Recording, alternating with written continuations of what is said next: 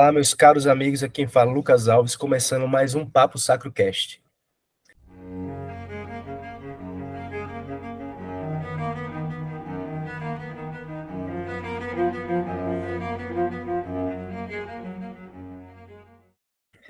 No episódio de hoje, vamos de um assunto, de certo ponto, polêmico também, né? Tanto é que o Ian passou 3 dias estudando esse assunto e, não contente, me obrigou a estudar também, para eu poder interagir com ele nesse diálogo aqui. E vai ser sobre São Palamas. É Palamas que se pronuncia? É Gregório Palamas. Palamas, Gregório. Então, Ian, por favor, se apresente. Para quem não me conhece aqui, é porque não está acompanhando o canal, Nem, Papo nem Sacro precisa se Cast. apresentar, né? Porque já deve ser o quarto episódio que eu estou aqui participando, mas agora inédito aqui com o meu rosto. Olha aí, ó. Mas para quem é a primeira vez que veio por esse vídeo, eu sou o Ian, eu sou graduando em Teologia pela PUC São Paulo e sou católico greco-melquita e o administrador da página no Instagram Cristianismos Orientais. Perfeito. Então, Ian, você me mandou como vai ser o modelo da exposição. Vamos começar dando esse arcabouço histórico de São Gregório. Quem foi ele? Quem influenciou ele? O Gregório, ele foi um monge atonita do século XIV e ele foi talvez o principal, o último grande teólogo do Império Bizantino.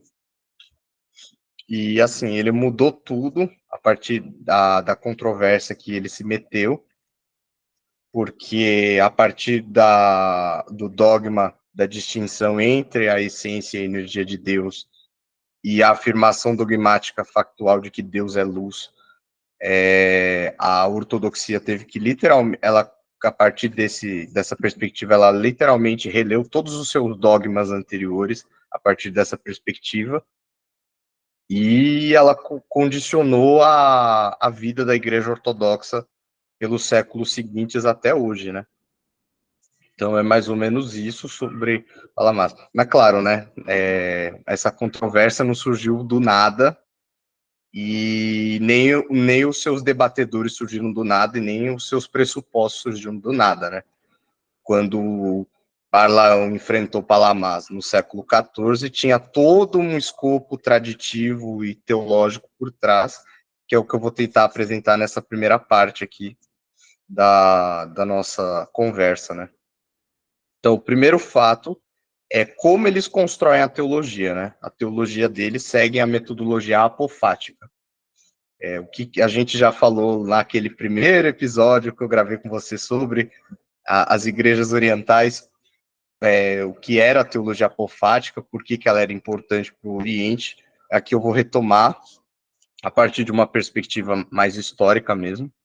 Então, essa ideia do apofatismo, dessa teologia negativa, né? Falar de Deus a partir de negações do que Deus não é, ela surge, na verdade, ela é anterior ao cristianismo.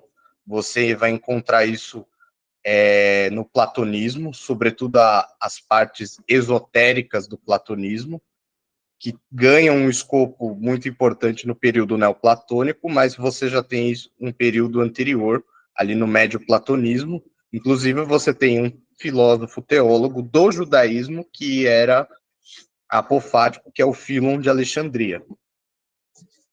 E foi na cidade de Alexandria que também o cristianismo ele recebeu essa teologia vinda da filosofia platônica, e aí você tem os seus primeiros expoentes em Clemente de Alexandria e Orígenes de Alexandria.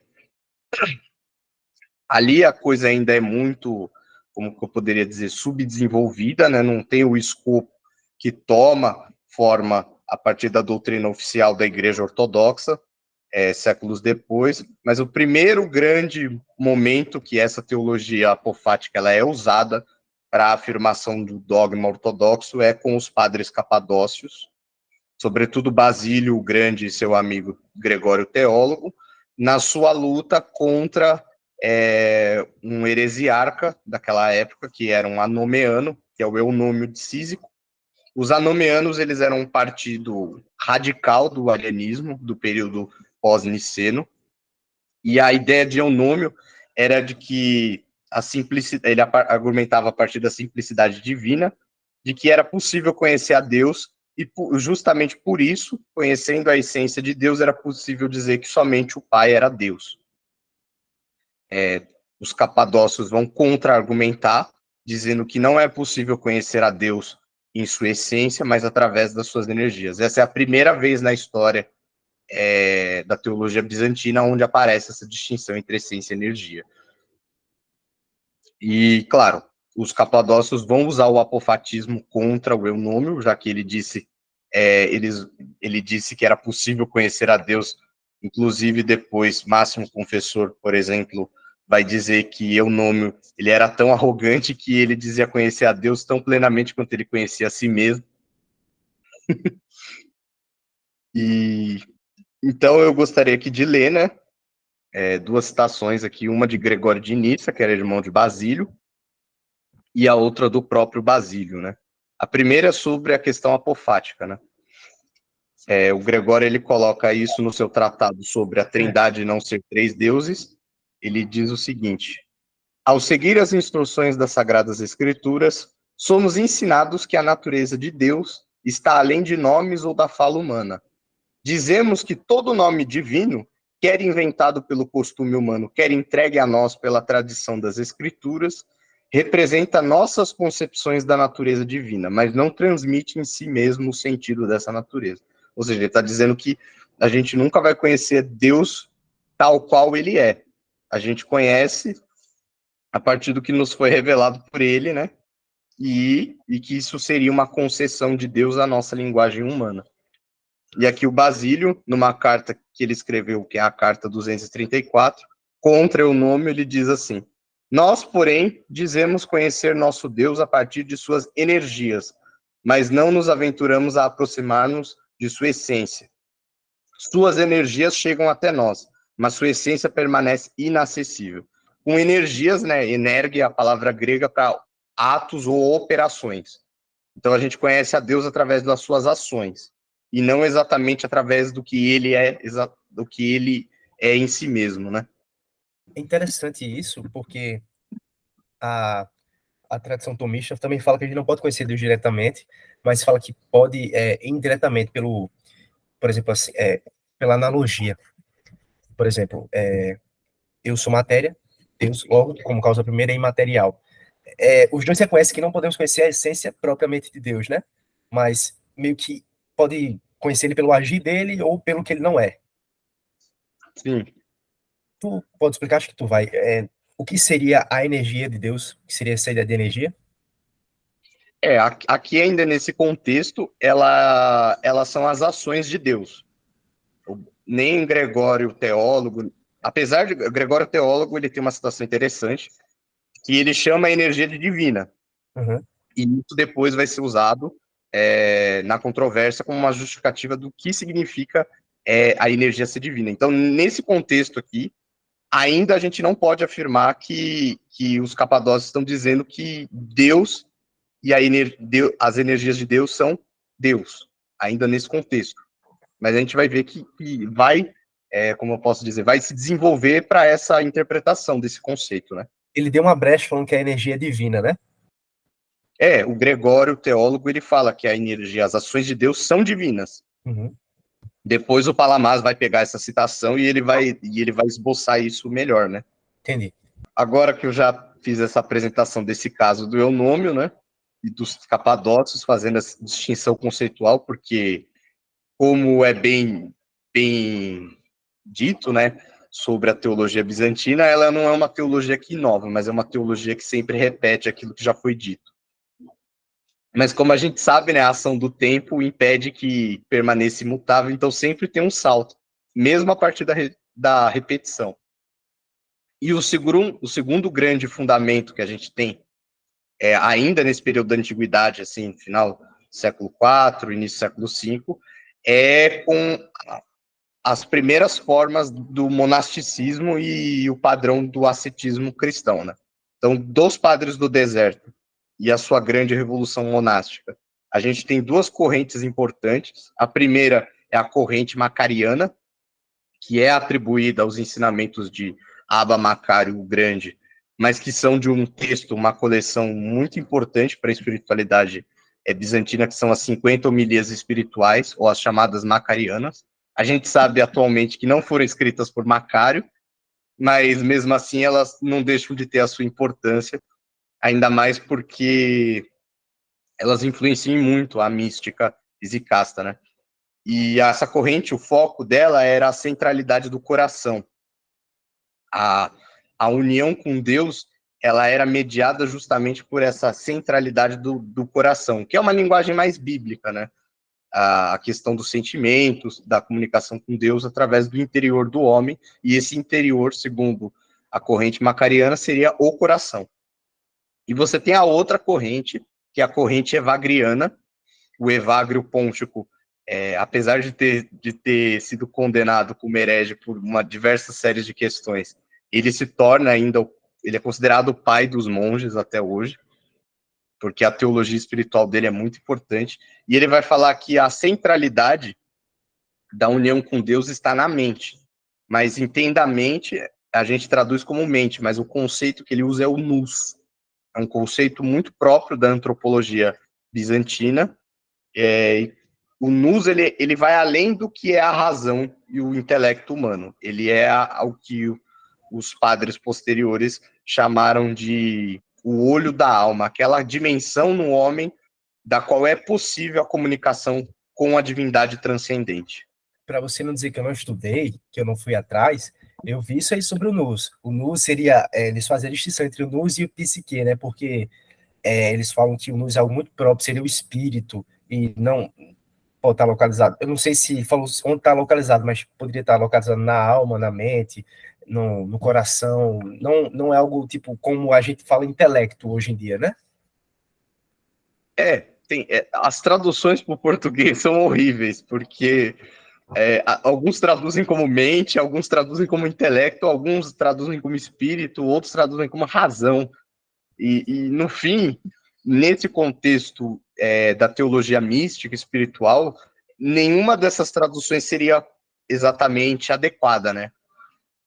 E aí a gente tem um outro pai da igreja importante, que é o pseudo Dionísio Areopagita, que ele vai dar outro salto, e sobretudo para a tradição bizantina, porque ele não é muito importante em outras tradições orientais, mas ele é o pai da mística e da teologia apofática bizantina. Ele leva o apofatismo a uma forma mais estrita, então enquanto você vê nos capadócios não tão claro se o apofatismo ele é baseado na nossa falha de linguagem ou na própria transcendência absoluta de Deus. Os capadócios falam das duas coisas. O Dionísio, o pseudo Dionísio, ele vai falar especificamente da transcendência de tudo, que Deus é esse absoluto transcendente, da qual nenhuma linguagem é capaz de nomeá-lo. E uma coisa que é interessante é que ele cria um ethos na literatura espiritual que a mística dele é impessoal.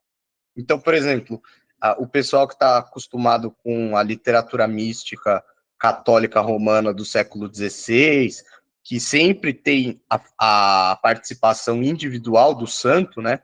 Quase como se fosse a experiência do santo conectada a esse conhecimento místico que ele recebe por experiência. Aqui em Dionísio Areopagita você não tem isso. Você tem a mística, ela é impessoal.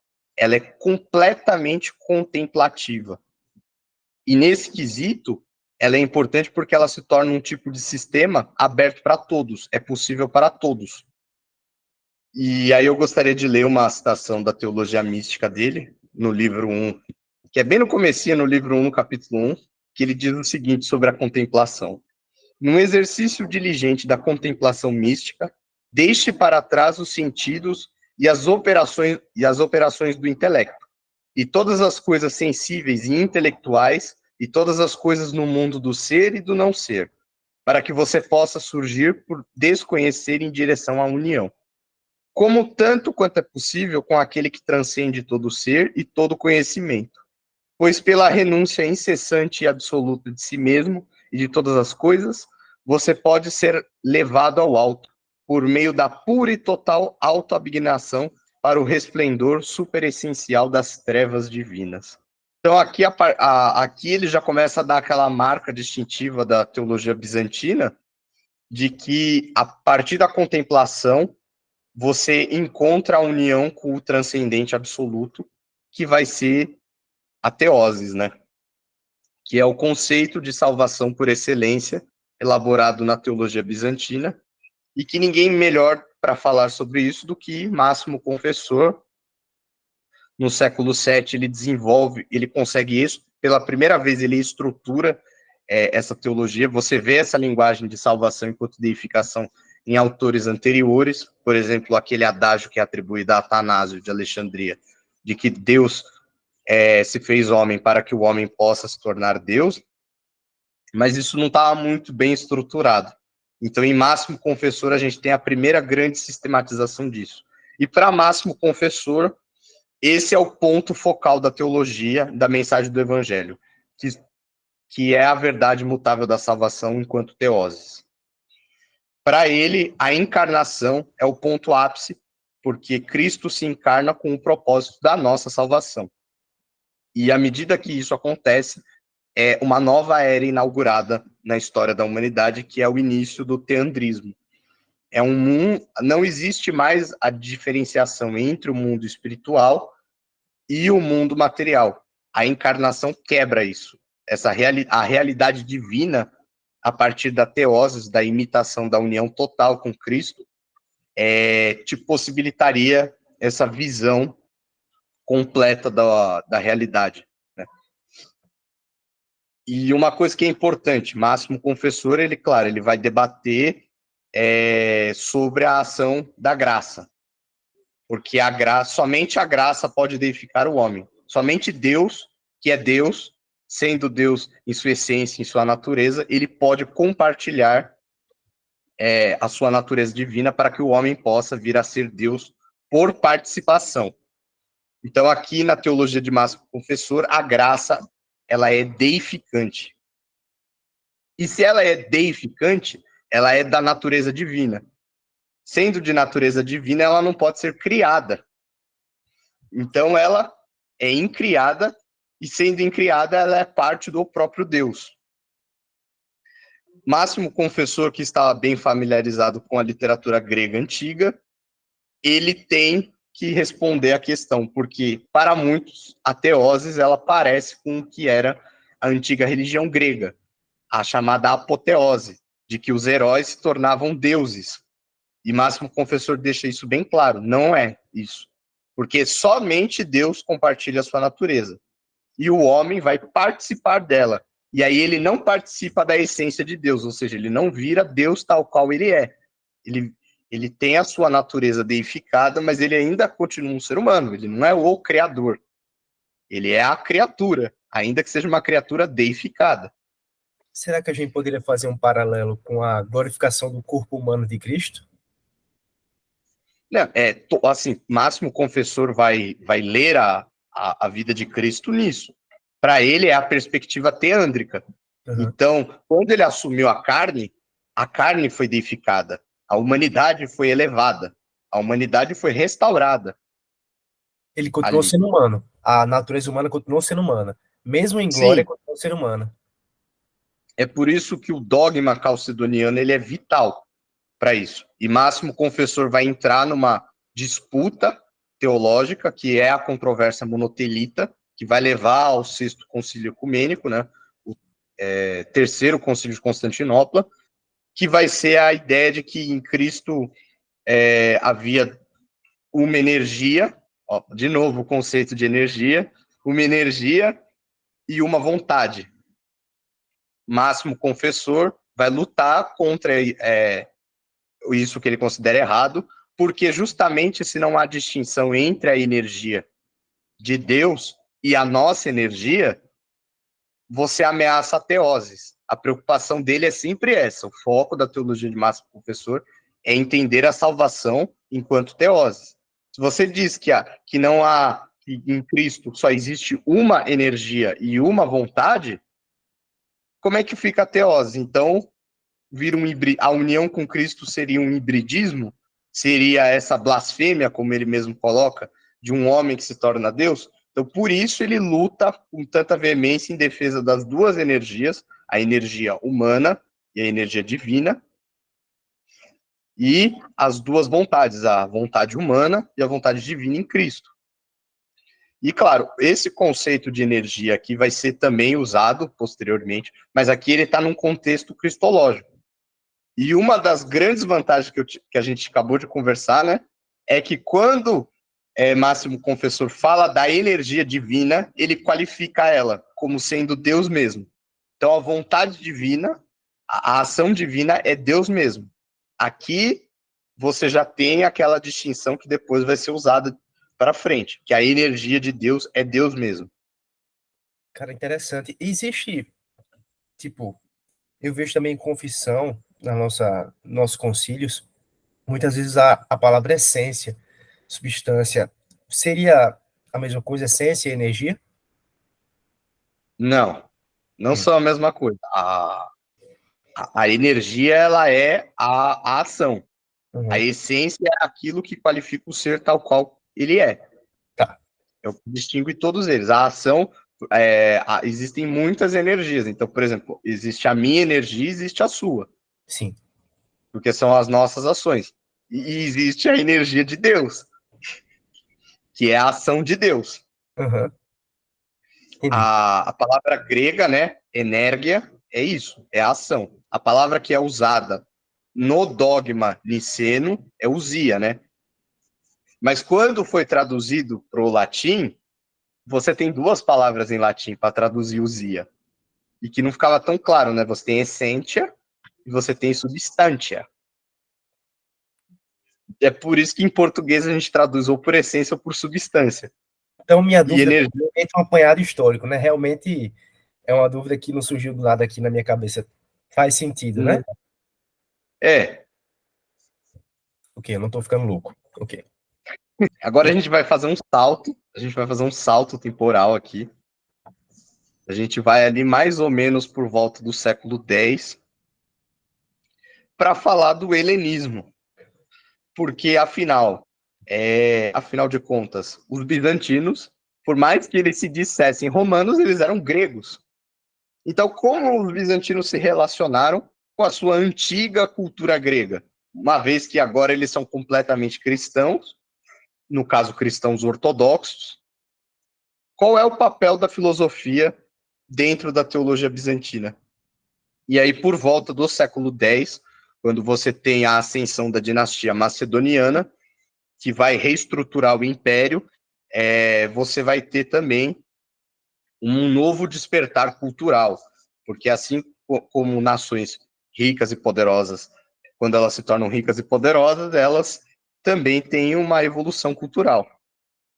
E aí você tem que, nesse período, para você ser um teólogo, fazia parte do currículo educacional bizantino você ser ensinado nas artes clássicas, da gramática, da lógica, e no meio disso, da filosofia. O próprio Fócio o Grande, que foi aquele patriarca que teve uns probleminhas aí com o Ocidente, ele é a melhor fonte que a gente tem sobre um currículo educacional bizantino, porque ele tem uma obra magnífica, que inclusive nos estudos clássicos é usada como consulta, que é a biblioteca, que na verdade é um livro de resenhas. O Fósforo ele escreveu um livro de resenhas sobre tudo que ele lia, tudo que ele foi lendo. E ali você tem uma série de obras ali, poéticas, históricas, gramáticas, teológicas, de obras, inclusive, que estão perdidas hoje. Que ele leu, resenhou, e a gente sabe o que aquela obra dizia por causa da resenha dele, né? Só que e aí você tinha um partido dentro do, posso dizer um partido, uma facção teológica que eram os helenistas cristãos, aqueles que defendiam a filosofia dentro da teologia. E aí você tem alguns tópicos. E aí você tem as grandes duas figuras desse período, que é o Miguel Psellos, que ele é um cronista, um teólogo, um filósofo. Ele era tudo, né? Aquele currículo polimata da Idade Média, né? E você tem o aluno dele, o João Ítalo, que não teve um fim lá muito, muito feliz. O Miguel Psellos, ele é talvez o maior representante do helenismo bizantino nesse período e em todas as gerações. Ninguém se compara à obra monumental do Psellos. E ele vai dizer, como um bom ortodoxo, que a filosofia ela tem sim o seu papel na teologia, mas existe um problema. A razão grega ela era deficiente em relação a, por exemplo, judeus e muçulmanos. Por quê? Porque por mais que os filósofos antigos como Platão, Proco, Iâmblico falassem sobre Deus, eles não estavam no mesmo grau que os judeus e os muçulmanos, porque os judeus e muçulmanos tinham parte da revelação. E aí o próprio Psellos vai declarar sua lealdade à ortodoxia, à igreja ortodoxa. Ele vai dizer que é preferível falar a verdade do evangelho em gagueira do que a mentira com a eloquência de Platão. Então, mesmo a facção helenista, ela ainda declara sua fidelidade e a superioridade da ortodoxia, do dogma ortodoxo, sobre a razão filosófica. Ele desprezou totalmente a revelação geral. A ideia em Bizâncio era que o dogma ortodoxo era superior, sempre. Porque a revelação ela é superior à razão. Sim. O que os gregos eles conseguiram com a razão não se comparava à revelação do dogma ortodoxo. E um dos temas principais, né, dos helenistas era falar justamente sobre Deus e a alma. E claro, em Bizâncio, a noção de ser cristão para eles era a fidelidade ao dogma ortodoxo da Trindade. Era isso que fazia você ser cristão e não outra coisa. Então, você ser cristão é confessar a Trindade tal qual foi estabelecida em Nicéia e Constantinopla.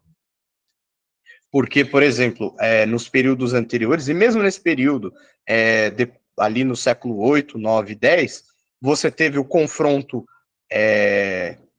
claro, o confronto eterno da teologia cristã contra o judaísmo, que afirma a unicidade de Deus baseada no Shema, né, e não aceita a Trindade. Você tem o desafio do dualismo, porque heresias dualistas permeavam o Império Bizantino nesse século. Então aparecem os paulicianos na Armênia, aparecem os bogomilos ali na Bulgária. Você tem o que na literatura heresiológica eles chamam de maniqueístas, mas na verdade não eram os maniqueístas, era qualquer dualista que aparecia, os bizantinos xingavam de maniqueísta. Os bogomilos, o que eles são? Eles são maniqueístas. Ser dualista, o dualismo nega a trindade. E claro, a nova heresia, a pior de todas, que era a confissão de que não existem outros deuses além de Alá e Maomé é seu profeta. E isso também foi um desafio ao dogma da Trindade. Então, o confronto contra o judaísmo, o dualismo e o Islã marcaram a identidade cristã ortodoxa de que ser cristão é confessar a Trindade. E os helenistas, eles se envolveram justamente nessa problemática. O Deus cristão, que é a Trindade, o Pai, o Filho e o Espírito Santo, é o Deus dos filósofos? Seria esse o mesmo Deus? Platão teria alcançado a sabedoria dos profetas? E aí a gente vai ver. Filo até fala que Platão foi meio que influenciado pelos livros de Moisés. Isso você vê na polêmica clássica, né, do encontro da teologia cristã com a cultura clássica, a filosofia grega, que Platão teria copiado. Mas por exemplo, ali ainda naquele período, eles ainda falavam de Deus num sentido unitário. Sim. E agora que a gente tem o sentido trinitário, aí essa era a questão. Vale. Você tem, por exemplo, o Psellos, ele vai declarar, claro, que por mais que Platão, Iâmblico, Próculo, Plotino tenham, em alguma medida, alcançado a verdade, eles nunca serão superiores aos pais. Como ele mesmo declarou, Gregório teólogo era superior em eloquência ao próprio Demóstenes. Então, é sempre os helenistas mostrando a sua fidelidade à ortodoxia. Ainda que alguns tivessem uns escorregões, né? E desses escorregões está justamente na questão da alma, o debate sobre a alma.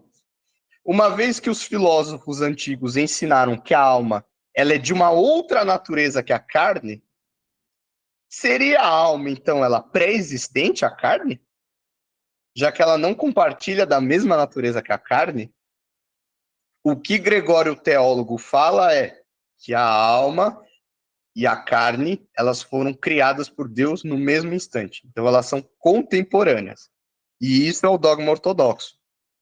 Mas apareceram autores que foram acusados de defender a pré-existência da alma. Um desses autores, como o próprio Psellus referenciou, foi o próprio Orígenes, de Alexandria, que foi acusado de defender a metempsicose e a pré-existência da alma.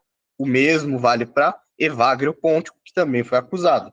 Mas o próprio Psellus, ele coloca ressalvas e ele mantém a sua fidelidade ao dogma ortodoxo. Então, os helenistas, eles tentaram criar essa conciliação desse saber instrumental filosófico com o dogma ortodoxo revelado. Então, era de reconhecimento na tradição de que os conceitos filosóficos foram essenciais para o debate e a defesa da ortodoxia. Isso você vê em Máximo Confessor falando, mas o Psellus retoma essa citação de Máximo Confessor para defender, claro, a posição dele. Mas você vai ver que, em determinado momento, que é a geração justamente seguinte, que é o João Ítalo, que foi aluno do Psellus, houve esse embate entre os helenistas e os anti-helenistas, que era uma galera que vivia em ascese, reclusão, e que entendia que esse saber pagão era uma traição e era contrário à ortodoxia, que eram os monges. Quem vai protagonizar essa oposição ao helenismo são os monges. E aí o João Ítalo vai ser condenado num concílio pelo patriarca de Constantinopla em 1082. E até hoje, se você vê na celebração do triunfo da ortodoxia, os gregos, especialmente os gregos, eles têm no rito do anátema o anátema contra os gregos, que é literalmente um anátema contra os filósofos antigos e contra João Ítalo. Então aqui você tem a primeira condenação do helenismo dentro da tradição bizantina na figura do João Ítalo. Foi um final bem trágico. Será que foi trágico? Será? Vamos ver. Já que eu estou falando desse período, né, do século X, havia um monge que era contemporâneo de Miguel Psellus, que foi Simeão, o novo teólogo. E ele justamente inaugura uma nova teologia. Esse novo teólogo, você vai ver em toda a literatura patrística bizantina até esse período, que ser chamado de novo teólogo não era algo muito bom, porque pressupõe que você está trazendo uma novidade e que você é um traidor da ortodoxia. Mas ele vai ser chamado de um novo teólogo em referência a uma continuidade com os dois outros autores que eram chamados na Igreja Ortodoxa de o teólogo, que é o apóstolo João, que ele é chamado de João o teólogo, e Gregório de Nazianzeno, amigo de Basílio o Grande, que era chamado de Gregório o teólogo. E agora nós temos Simeão, o novo teólogo. Novo porque existe um outro São Simeão, e teólogo porque ele igualmente é um teólogo como Gregório teólogo e como o apóstolo João foram. E essa ideia de quem é o teólogo muda. Há pouco eu disse que para você ser teólogo no Império Bizantino, você passava pelo currículo da educação clássica que existia em Bizâncio. Porém, agora, a concepção de teólogo muda com Simeão. O teólogo não é aquele que é formado na arte clássica, que tem a erudição teológica. Não. Ele é aquele que passa pela experiência teológica, que é a experiência ascética do próprio Deus. Então, o novo teólogo é o místico, por excelência. Aí se recupera aquele adágio de Evagrio Pontico, que se horas, és teólogo. Se és teólogo, horas. O teólogo, por excelência, é o místico, é o asceta.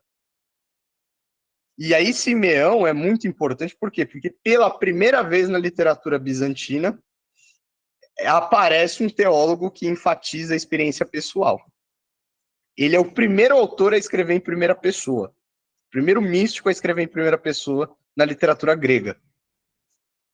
E aí ele vai construir essa nova teologia, que não era tão nova assim, mas era baseada totalmente na experiência pessoal. Então ele era uma pessoa assim que parece quase que linguagem de pentecostal, crente falando da experiência pessoal com Deus. Mas tem uma diferença, porque a ortodoxia é o fundamento da experiência. Para Simeão, novo teólogo, não é possível, não existe essa contradição entre dogma e experiência mística de Deus. A coisa é intrincada. Então, por exemplo, ele dizia naquele tempo que era possível ver os verdadeiros cristãos e quem não era. Havia muitos que iam na igreja. Para Simeão, o novo teólogo, é muito interessante, porque ele diz assim, para os monges e para os leigos, não basta você ir à divina liturgia aos domingos e ser um ortodoxo. Isso não é o suficiente. É necessário que você tenha uma união total com a igreja no corpo de Cristo. Então, não bastava só que você fosse membro do corpo de Cristo, indo à igreja, você precisava ser deificado pelos sacramentos. E aí ele vai mais radical ainda. A união do verdadeiro cristão com Cristo era total e tão real que não bastava eu falar assim, eu sou membro do corpo de Cristo. Era necessário que o seu corpo fosse o corpo de Cristo. Então, num hino muito bonito, Simeão, o novo teólogo, fala que a mão dele, a cabeça dele, o pé dele eram Cristo. Então, é essa união total, claro, retomando a centralidade da teoses. E aí ele vai falar da praxis. A experiência é conduzida totalmente pela praxis. Não bastava você ser ortodoxo para ser salvo, muito menos apenas uma asceta. Era necessário viver a experiência através da praxis da caridade. E aí os mandamentos de Deus era o que distinguia o verdadeiro cristão, porque somente aquele que imitava Cristo plenamente, e seguindo os mandamentos de Deus, alcançava a teose pela assimilação total com Cristo. E aí ele retoma essa ideia apofática de que o conhecimento de Deus seria pela experiência. Então ele retoma a ideia de que Deus é o absoluto transcendente, ou melhor, ele repete, numa linguagem mais ortodoxa, né? Ele repete aquilo que já foi dito, mas ele coloca que o conhecimento de Deus só se dá através da experiência. E que experiência seria essa? Não bastava eu confessar o dogma calcedoniano das duas naturezas. Era necessário que eu experienciasse o dogma ortodoxo na minha vida. Então, essa união, esse caminho ascético que conduziria essa união, é a experiência de Deus. Você não pode, por exemplo, Simeão, novo teólogo, num dos seus sermões catequéticos, ele acusa um de seus alunos que diz que falava muito sobre o Espírito Santo. Aí ele pergunta, mas o que você pode dizer sobre o Espírito Santo, se você não o experimentou ainda? Lapada seca. Lapada gospel. E aí outra coisa, né? Simeão, novo teólogo, vai falar sobre essa assimilação com Deus, a teoses, mas essa assimilação total não pode ser através da natureza, né? Não pode ser através da natureza. Ele não fala através do que é, mas ele vai colocar uma coisa que é muito importante, que é a revelação de Deus como luz. Deus é luz. A primeira carta de João diz isso claramente, Deus é luz. E aí você tem essa revelação, Deus se manifesta através da luz. É a visão da luz. Isso vai aparecer em Simeão, o novo teólogo. E essa luz, ela não pode ser outra coisa senão o próprio Deus. Essa luz tem que ser incriada. Ele comentando sobre a transfiguração, no seu sermão sobre a transfiguração, ele vai dizer que se aquela luz que os apóstolos viram fosse algo criado, Então ela veio da onde? De qual natureza ela pertence? Será que ela seria uma terceira natureza de Cristo? Não. Ela só poderia ser da natureza divina. E sendo da natureza divina, aqui Simeão, novo teólogo, deixa bem claro que a luz incriada é o próprio Deus. Então, você já percebe que muito antes do Palamás entrar na sua controvérsia, você já tem basicamente tudo que Simeão disse é o que Palamás vai repetir, só que de forma sistemática e teológica. E isso se passou quanto tempo antes de Palamás? Simeão, novo teólogo, ele é do século X. Ali, transição do século X para o século XI. A controvérsia exicasta é do século XIV.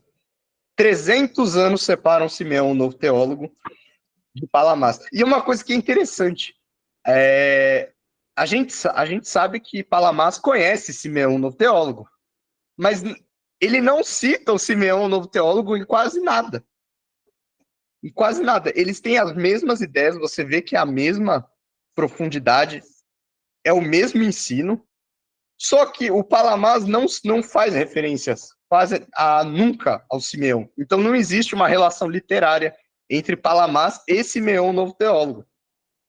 É muito engraçado isso, porque porque para a teologia bizantina, o argumento de autoridade era muito simples, bastava você citar um pai da igreja que você estava vencendo. Não bastava você querer mostrar pela razão, não, você tinha que fazer citação. Se você não fizesse uma catena gigantesca de citações patrísticas, você não tinha valor nenhum como teólogo.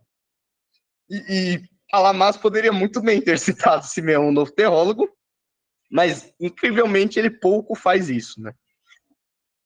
E aí agora a gente vai partir pro que nos interessa, né? Grande embate. Grande embate, a própria controvérsia. Mas antes, né, claro, tem que ter a preliminar, porque tudo tem um prelúdio, né? Tudo tem um começo e tem uma coisa antes.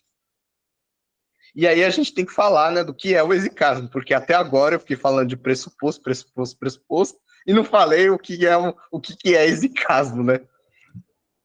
E basicamente a palavra grega exéquia, o exíquia, significa algo como recluso, retirante, silêncio. E aí o exicasmo seria o nome dessa espiritualidade, que é a alma da igreja ortodoxa, que seria a oração incessante, baseada no mandamento de Cristo, que diz orar sem cessar. E aquela passagem do Evangelho de Mateus que diz para se retirar no teu quarto e rezar em silêncio. Então é isso que fundamenta a prática exicasta. E aí, por volta do século IX, começou a aparecer ali entre os monges a chamada oração de Jesus. Todo mundo que procura sobre exicasmo cai nela, porque ela depois se tornou central, né? No século XIII, XIV, ela já ela quase que se mistura a ideia do exicasmo, né?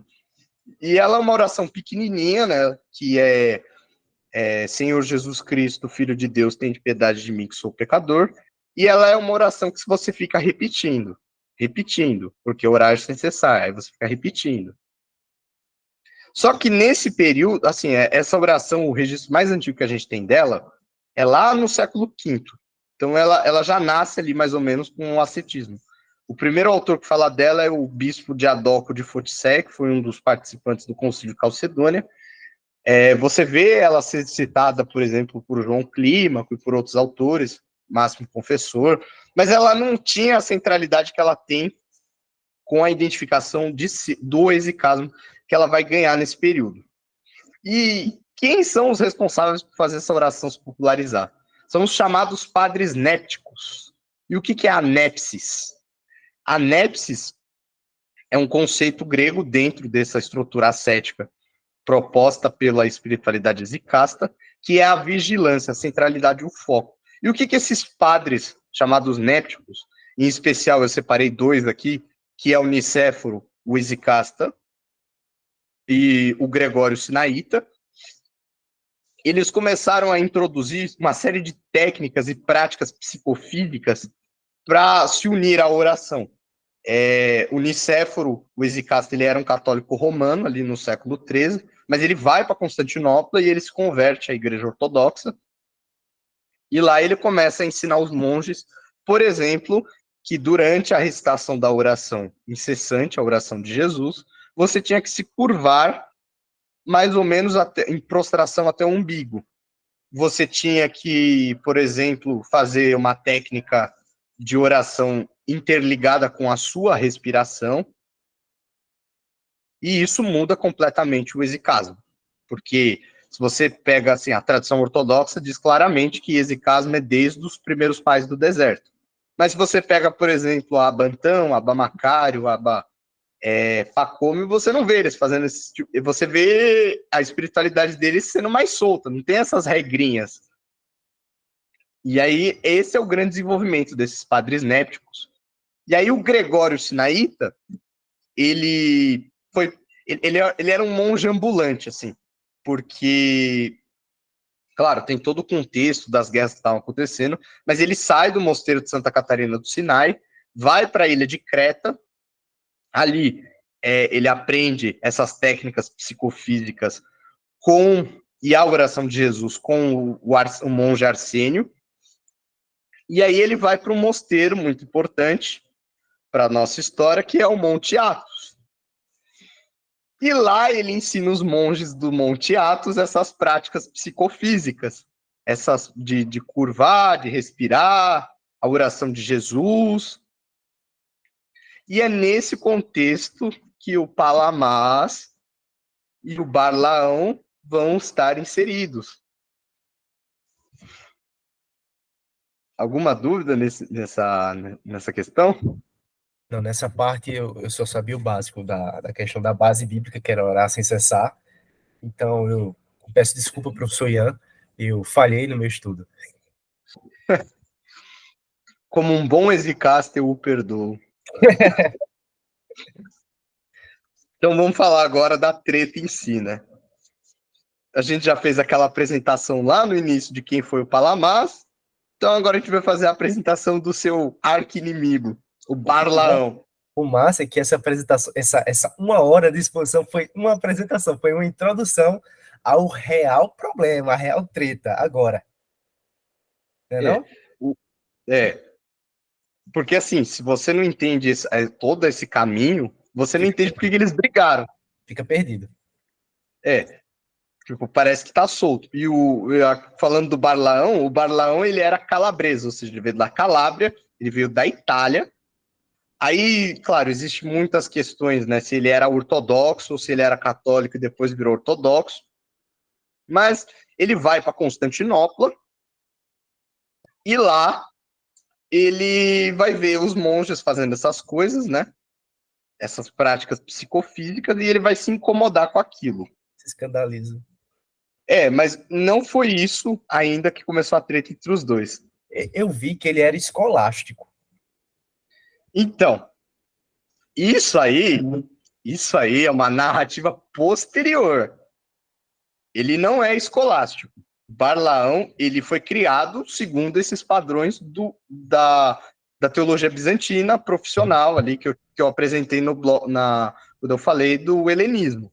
Ele foi criado naquilo. Ele não exatamente é um escolástico, mas tem uma razão porque, e depois eu falo porque que o pessoal acha que ele era escolástico. A primeira treta dos dois foi quando o Barlaão escreveu um tratado contra o Filioco.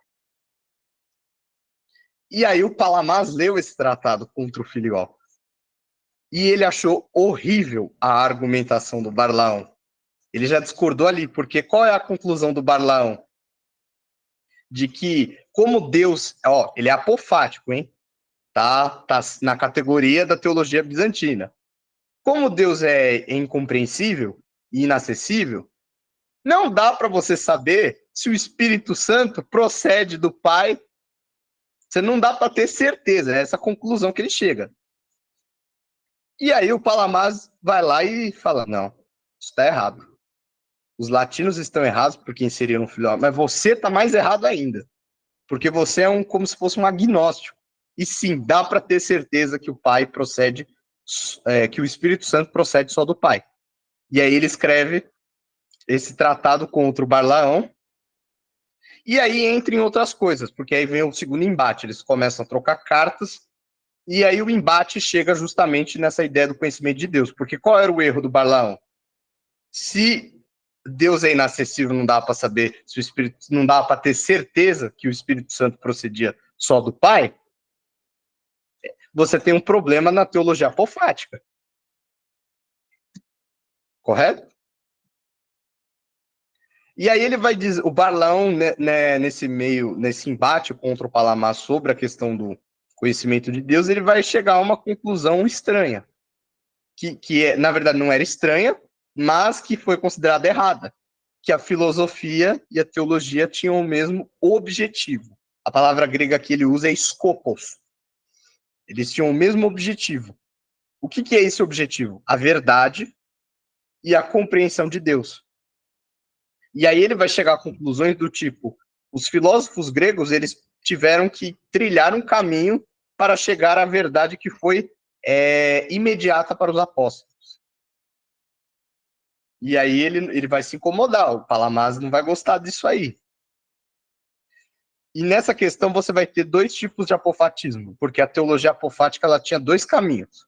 A primeira era falar sobre a fraqueza da linguagem humana, que a gente não pode descrever Deus porque a nossa linguagem é imperfeita. E a segunda era dizer e afirmar que a transcendência de Deus era tão absoluta que ela transcendia tudo. Qual que você acha que é a posição do Palamás? Qual que você acha que é a posição do Balaão?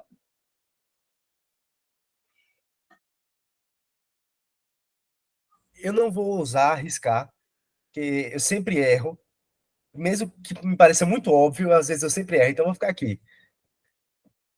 Olha só, foi apofático, hein? Quis comunicar a sua resposta em negação. Aqui, ó. Foi tudo pensado. Então, a posição do Palamás, obviamente, é a segunda opção, que é a transcendência absoluta. E a do Balaão era a primeira opção, que era a fraqueza da linguagem humana. E nisso ele vai atacar os monges, os exicastas.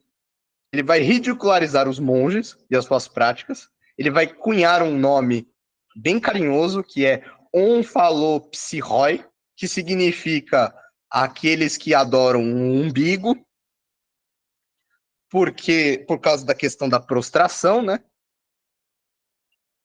E claro, aqueles monges que ele atacou, eles eram de fato ignorantes. Mas ele foi querer comprar briga com um monge que não era ignorante, que teve o mesmo tipo de formação que ele teve, que era o Palamás. E aí a outra coisa que ele vai discordar é justamente a questão da visão da luz incriada. Aquilo que Simeão, o novo teólogo, tinha falado, que você só podia ter uma experiência real, um conhecimento real, porque a revelação era através dessa luz. Os padres néticos, eles falavam sobre isso, né, sobre essa revelação da luz, e que você teria uma visão verdadeira de Deus se você visse essa luz. E aí o Balaão vai falar o seguinte, essa luz aí, que vocês tanto falam que é essa luz incriada, ela não existe, ele vai mandar essa, que a luz não existe, que era a ilusão da cabeça deles, que eles eram os ignorantes, que eles ficavam adorando o próprio umbigo, e que essa luz não existe. Aí começa a verdadeira controvérsia, nesse ataque do Balaão e a negação da luz incriada. O Palamás vai responder, é nesse momento que ele vai escrever as tríades, são o famoso tratado dele, que são as 3 tríades, e o tomo agiorítico, que é o tomo que ele reuniu todos os monges do Monte Athos, e eles escreveram uma carta mostrando a posição deles. E qual que é a ideia? Balaão vai dizer que a luz que esses monges estavam que era a luz do Tabor, ela é criada. Por quê? Por que a luz do Tabor seria criada? Lembra que o argumento de Simeão era que a luz é incriada, porque essa luz ela tinha que proceder na natureza divina.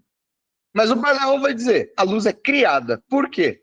Porque se Deus é inacessível e os apóstolos estavam vendo a luz, ela tem que ser perceptível à nossa condição humana. E para ser perceptível, tinha que ser criada. Então esse é o argumento que ele usa. O Palamás vai dizer que é necessário que ele tinha que transcender a própria negação, porque esse apofatismo do Barlaão, ele absolutizou e ele positivou a negação. E o Palamás vai dizer que Deus transcende, inclusive, a negação. E para ele, ele vai construir o que é chamado de teologia dos fatos. Para ele, a luz do Tabor não é um símbolo. Ela não é ou como ele coloca em grego, ela não é um fasma, ela não é uma fantasia. Ela é real. Se ela é real, e os apóstolos viram a irradiação da luz, e Paulo, no caminho de Damasco, viu a irradiação da luz, e Moisés, no Antigo Testamento, se cobriu diante da luz, ela é real. E ela é concreta. Mas o que é essa luz?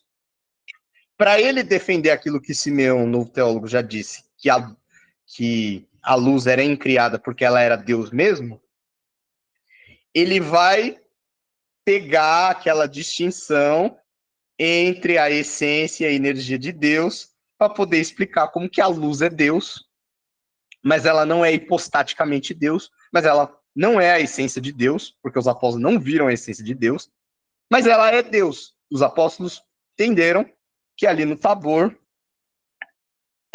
Jesus Cristo não era só um humano, ele não era só um profeta, ele era algo mais. E é com essa distinção que ele vai argumentar que a gente, por conhecer a Deus através das energias, e as energias incriadas, as energias divinas, serem o próprio Deus, a gente possui um conhecimento real de Deus a partir da experiência. Porque foi isso que aconteceu com os apóstolos, foi isso que aconteceu com Paulo, foi isso que aconteceu em toda a história da salvação registrada na Escritura. E é isso que é interessante, porque o Palamás aqui, ele matou o helenismo. Porque o apofatismo sempre se sustentou a partir de uma perspectiva filosófica neoplatônica, não em cima dos fatos da Escritura. E aqui o Palamás, ele vai fundamentar esse apofatismo a partir dos fatos da Escritura.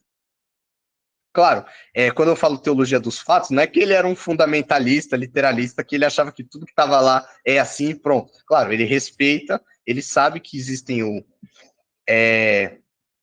por exemplo, as contradições, mas ele vai argumentar que justamente os hereges, eram justamente esse o problema dos hereges, porque os hereges, eles tinham uma parte da verdade e eles enfatizavam uma parte da verdade em sacrifício da outra, eles não conseguiam usar e ver a dialética das coisas, porque se Deus transcende tudo, não necessariamente você precisa ter um argumento unitário. E aí, assim, você tem o que é chamada de a díade palamita, né? Ou melhor, a tríade palamita, né? Que é basicamente o ensino de Palamás resume essas três coisas. A revelação enquanto luz, a teologia sendo apofática e a salvação como teoses. Quando ele vai enfatizar essa questão da experiência e da união com Deus, o Barlaão vai replicar as tríades dele, vai escrever um tratado acusando os exicastas e o próprio Palamás pelo nome, no seu tratado contra os messalianos, ele vai chamar os exicastas de messalianos, ele vai acusar o Palamás pelo nome ali, a primeira vez que ele acusa o Palamás pelo nome, o Palamás já acusava ele pelo nome desde sempre, e vai falar que os monges eles eram bogomilistas, que eles eram dualistas, essas práticas loucas deles aí, que eles ficam vendo essa luz, eles estão vendo dois deuses. O messalianismo era um tipo de heresia mística, monástica, que tinha surgido séculos antes e que tinha sido condenada pela Igreja Ortodoxa. E aí ele retoma, né? É aquela coisa, né? Na linguagem heresiológica, não importa o que o herege disse de fato, basta você acusá-lo de que ele é de uma heresia antiga e está tudo certo. Então ele retoma essa acusação contra o Palamás. E aí a gente chega por volta do ano de 1341, que vai acontecer 2 concílios nesse ano. O primeiro é em junho, de 1341, e esse concílio ele é talvez um dos mais rápidos de toda a história do cristianismo, porque ele não durou nem um dia.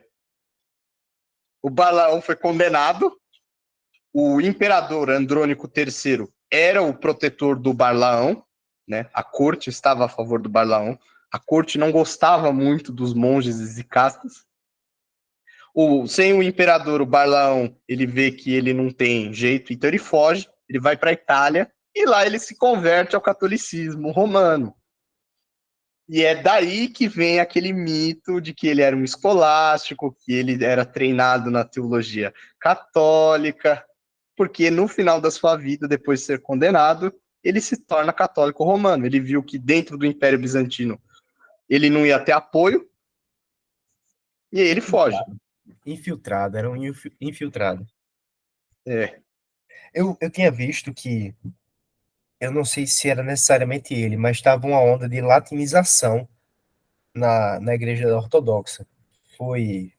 Isso realmente aconteceu?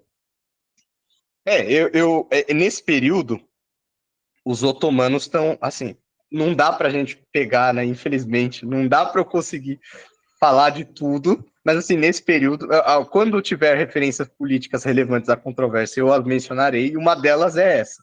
Os otomanos estavam avançando. Os otomanos chegaram. Bizâncio está indo tá perdendo seus territórios. Os turcos já invadiram a Anatólia, estão avançando para cima de Constantinopla. A união com a Igreja Católica Ocidental era muito necessária para os imperadores, porque eles precisavam de apoio de alguém para lutar contra os turcos. Então, nesse sentido, essa interação entre o Ocidente é muito forte nesse período. Por mais que a controvérsia zicasta ela fosse uma controvérsia interna da teologia ortodoxa de Bizâncio, ela tinha os seus respaldos, entre aspas, geopolíticos, né? E uma dessas era que existia um partido ali, dentro da Igreja Ortodoxa, que inclusive vai ser um pessoal que vai se opor ao Palamás, que era a favor da união com a Igreja Católica. E o próprio Balaão, depois que foi, né, excomungado, ele mesmo se tornou um católico, né? E aí, em junho, o Balaão foi condenado nesse concílio, de 1341. Em agosto, teve outro concílio. E aí, uma outra figura que a gente vai falar, que é uma figura muito interessante, é o Aquindino. Ele foi condenado e o Palamás foi reafirmado como ortodoxia. Agora, quem diabos é esse tal do Aquindino? O Aquindino, ele vai protagonizar, ele vai ser, na verdade, por mais que a gente fale do Balaão, a controvérsia com o Balaão durou um ano só. Ela foi encerrada literalmente em um dia. Convocaram um concílio e condenaram ele rapidinho. Agora, o Aquindino vai dar problema. O Aquindino ele vai colocar a oposição contra a doutrina do Palamás, mas também contra o Balaão. Ele vai defender os exicastas, a prática exicasta, mas ele vai se opor à distinção entre a essência e a energia. Essa linguagem da luz incriada e essa distinção da essência e energia, ele vai ver como se fosse uma espécie de politeísmo e de panteísmo infiltrado. Você vai ter o mestre, na verdade, do Aquindino, que é um outro sujeito, que é o Nicéforo Grégoras. Ele vai liderar a oposição conservadora contra o Palamás. Do mesmo tipo de acusação. Palamás está criando uma inovação que é politeísta e panteísta. Então, assim, não é esse debate, ele é muito interessante, porque não é o Palamás, é o Palamás, é a ortodoxia, e o resto era tudo partidário de Balaão.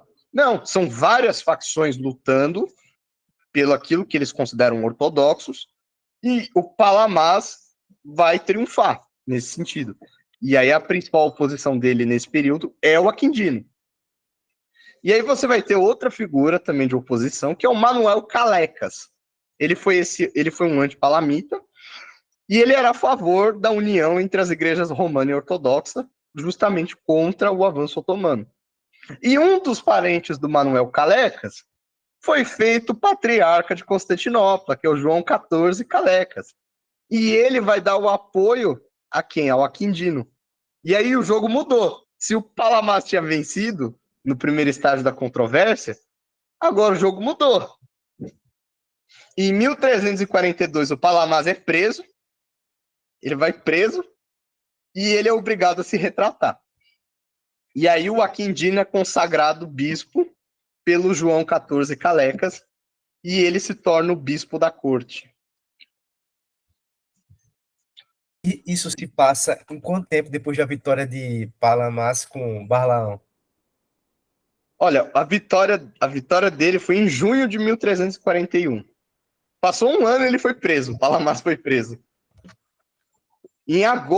Foi em agosto de 1341, Aquindino foi condenado e o Palamás foi reafirmado.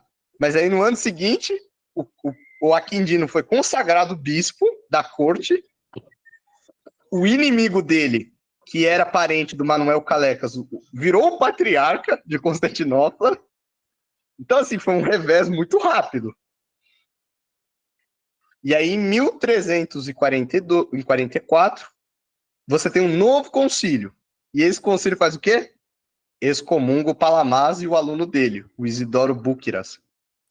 Aí o Palamás agora, ele não só estava preso, como ele foi excomungado, ele foi considerado um herege. E aí, não bastando toda essa controvérsia, o Império Bizantino estava passando por uma guerra civil violentíssima. Foi uma guerra civil que durou de 1341 até 1347. Então, no meio dessa controvérsia tudo, ainda tinha isso. Quem é que você vai buscar apoio? Porque tem 2 imperadores lutando pelo trono. E aí você ainda tem a ameaça de invasão turca pelo leste, você tem a ameaça de invasão sérvia pelo norte, você tem uma ameaça búlgara e você ainda tem os latinos querendo a união. Então, olha o caos, como que era o contexto dessa controvérsia. Tá abismado, né? Misericórdia, que. É. Parece Aí, novela, né? ô meu Deus, reviravolta, novela mexicana. Palamás, de repente, tá vencendo, depois ele vai preso, excomungado, tem guerra pra tudo que é lado, reis brigando pelo trono. Aí vem a igreja de Roma também se envolvendo. É. Não, isso aqui, né, deixou de ser um episódio de história da igreja e virou uma novela cristã. Como a gente vive no futuro, a É, gente sabe que venceu a controvérsia, né? é. A gente tem essa vantagem, o pessoal da época não sabia. Então a gente tem o período que vai do fim da Guerra Civil até o ano de 1354, que é o período da vitória dos exicastas. O jogo mudou de novo. Em 1347, um novo concílio é convocado, e aí aquele patriarca lá, o João XIV Calecas, ele é derrubado, o Aquindino é excomungado, o Palamás é reabilitado, e o Isidoro, que era aluno do Palamás, é feito patriarca. Em oposição, aparece um outro sínodo, que é convocado pelo partido, entre aspas, tradicionalista, que era aquele lá que rejeitava o Palamás como se ele fosse uma... Não que o Barlaão estivesse certo, mas todo mundo estava errado. O Aquindino estava errado, o Barlaão estava errado, o Palamás estava errado, porque eles estavam criando novidades na igreja. Isso era heresia.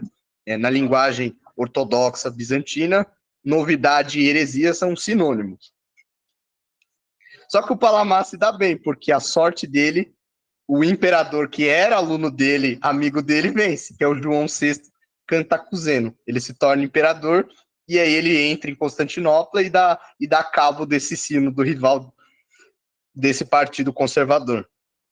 No ano seguinte, o Aquindino morre e aí a liderança contra o Palamás passa para o Grégoras. E aí o Grégoras ele faz uma campanha gigantesca de difamação contra o Palamás. A vida dele era literalmente falar mal do Palamás, dizer que ele era um herege, que ele estava introduzindo politeísmo na igreja.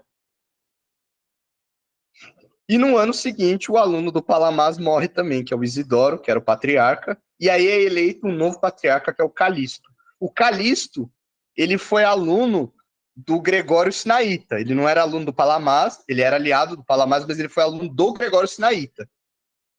E quando você vê a eleição do patriarca Calixto, é interessante, porque agora a maioria da população apoia Palamás e a ortodoxia exicasta. Antes você tinha uma coisa mais dividida, por exemplo, a corte era mais contra os monges, agora não, agora você já vê que a maioria da população assumiu a causa exicasta como ortodoxia. E aí você tem a eleição desse patriarca, o Calixto, que ele era um patriarca, vamos dizer assim, bem despótico, porque ele vai impor a ortodoxia na base da força, da porrada. Quem não aceita a ortodoxia exicasta vai preso, morto ou espancado, e vai virar monge. É muito engraçado que a maior parte dos inimigos dos exicastas, eles são mandados para mosteiros para virarem monges. Eles ficam presos nos mosteiros. E aí você tem o grande triunfo, né, em 1351, que você vai ter esse sínodo patriarcal convocado pelo Calixto, da qual o Grégoras, ainda lá liderando a oposição, é muito interessante, esse concílio foi totalmente díspare, porque antes era bem assim, o partido que convocou o concílio acusa o outro de réu. Agora, o Grégoras, ele conseguiu convencer os bispos de que quem deveria ser o réu era o Palamás. E aí o Palamás se sujeita a ser o réu desse concílio. E as teorias, porque o Grégoras acusava o Palamás de introduzir politeísmo, é uma novidade no dogma ortodoxo, então ele deveria ser analisado segundo a tradição da Igreja Ortodoxa. E a Igreja Ortodoxa o reconhece como ortodoxo. E aí você tem a grande vitória. E aí eu traduzi aqui um trechinho do tomo que sai do concílio, que desse concílio, que é o parágrafo 9, aonde o Palamás se defende. E eu gostaria de lê-lo aqui, é uma parte mais longa, né? Pouco tenho a dizer sobre as palavras, pois nossa verdade e nossa piedade não estão nas expressões, mas na realidade, como diz o teólogo Gregório. Faço minha luta pelas doutrinas e pela realidade. E se alguém concorda na realidade, eu não discuto sobre as palavras. Mas em relação à acusação apresentada por meus oponentes, eu digo isso. Não acreditei, não creio, nem pela graça de Cristo, acreditarei em duas ou muitas ou diferentes divindades da Santíssima Trindade, para que haja uma do Pai, outra do Filho e outra do Espírito. Aqueles que acreditam nisso, eu sujeito ao anátema. Mas também não digo que qualquer outra coisa seja divindade fora da divindade trihipostática. Chamei pelo nome de divindade não uma essência ou hipóstase divina ou angélica, como diz o grande Dionísio, mas energias e emanações divinas, por assim dizer, procedendo por natureza e desde a eternidade para Deus. Nisto julgo que estou falando de acordo com os santos. Mas eu não teria dito nem isso se não tivesse sido compelido por meu oponente, que é o Grégoras, a responder e lutar com ele, quando ele disse que somente a essência de Deus é incriada, mas reduziu todo o poder e energia divinos ao status de criatura. Então, isso aqui foi o que o Palamás falou diante do concílio, se defendendo como réu. E é interessante, porque aqui ele deixou bem claro, eu estou defendendo a realidade. Quando lá em 1341 o Balaão viu que ele ia perder, ele tentou falar assim, não, eu e você estamos dizendo a mesma coisa, só muda as palavras. Palamás falou, não, estamos discutindo, a gente não está discutindo palavras, a gente está discutindo fatos. E o fato é que você está errado. Caraca. Pode falar, Lucas. Não, eu não conhecia Palamás, eu não conhecia nada dele, conhecia só o básico, sabia da ideia de energia e do conflito que existe entre o palamismo e o tomismo, mas a história pessoal dele em defesa dessa doutrina ortodoxa é muito bonita mesmo. Esse zelo, esse Não, amor que ele tem. e assim, eu nem consegui falar muito da vida dele, porque eu quis falar da controvérsia, né? Eu quis focar mais no debate.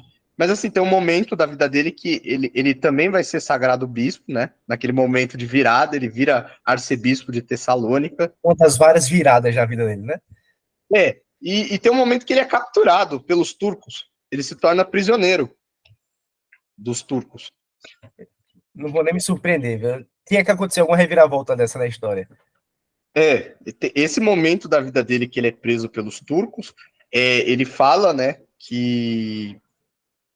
quer dizer, o radiógrafo dele, o Filoteu Coquinos, fala que o Palamás ele disse que a única salvação do Império seria se eles conseguissem converter os turcos. E o Palamás conseguiu converter um príncipe turco. Pelo menos é o que diz na radiografia dele, né? E é interessante, depois ele foi resgatado, né? Compraram o resgate dele e ele voltou para Tessalônica, onde ele terminou a vida dele como bispo, né? E ele viveu uma vida razoavelmente longa, não foi? Ele não foi uma pessoa. Por exemplo, os inimigos dele todos morreram antes dele. E é uma pessoa viveu muito assim para a época e, tipo, viveu uma vida severina, pô. Foi preso, excomungado, capturado, virou bispo, depois se converteu um príncipe. Cara, é, é primo. E aí, assim, terminado o concílio, o Calixto, né, o patriarca Calixto, agora vai impor a ortodoxia à força. Aí o Grégoras se recusa a assinar, é preso, vai mandado para o mosteiro para ficar meditando, né? Mas mesmo assim o Grégoras continua panfletando contra o Palamás o resto da vida dele. Eu acho que o propósito da vida dele era descredibilizar o Palamás. E assim, por mais que você tenha esse concílio afirmando a ortodoxia, ele não, essa ortodoxia não foi bem imposta, assim. Todo mundo ortodoxo não aceitou logo de cara, né? Você tem, por exemplo, é o caso do patriarca Melquita de Antioquia, o Ignácio IV, se não me engano, que fala, não, esse negócio aí que vocês estão debatendo aí, isso aí, vocês estão introduzindo a novidade. E o Grégoras vai escrever na crônica dele que o metropolita de Kiev também não tinha aceitado isso, não. Pelo contrário, mandou uma carta refutando a doutrina palamita, né? Para ver que as coisas não eram bem assim, beleza, o Constantinopla aqui celebrou, tá tudo certo, Vamos todo todos mundo aceitar, aceita. não. Não, as coisas não foram bem assim. É uma coisa que é interessante, porque assim, os inimigos do Palamás, o Grégoras, sobretudo, era cronista.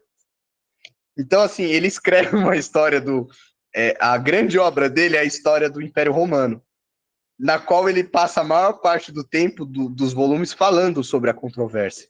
E é interessante, porque é a fonte que perdeu, né? Então, quando o pessoal fala assim, a história foi escrita pelos vencedores, não necessariamente, a maior parte do registro da controvérsia foi feita pelos caras que perdeu.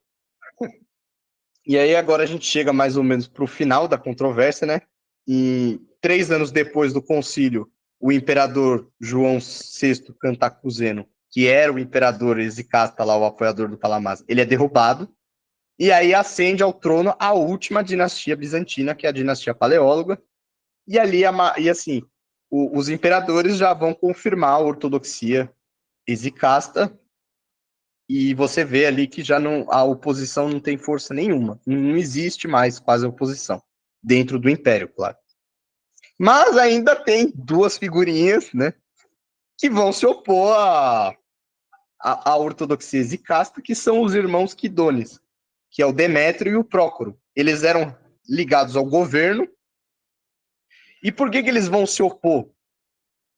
Porque eles estão preocupados com a união com a Igreja Católica Latina. Eles, como membros do governo, eles sabem que sem essa união não há sobrevivência do Império, não há como derrotar os otomanos sem a aliança do Ocidente. E como os monges e castas, nesse período agora, eles já começam a associar, porque assim, todos os defensores da união com a Igreja Católica foram contra o Palamás. Então, qual que é a associação que sai na mentalidade do povo? Quem apoia a união com Roma é herege. Então, é um maldito. E aí acontece o caso dos dois, porque eles vão enfrentar ninguém menos do que o patriarca Filoteu Coquinos, que era aluno do Palamás, né? Foi consagrado patriarca. O Palamás morre em 1359, e aí o Coquinos ele vai defender a ortodoxia. do Palamás, né, contra os irmãos Quidones, vai fazer o sino do final, né, que é o que encerra essa controvérsia em 1368, aonde a ortodoxia isicasta é plenamente estabelecida, e aí ele manda a carta esperando a confirmação dos outros hierarcas ortodoxos, e o Palamás é canonizado e a sua festa é colocada no segundo domingo da Grande Quaresma.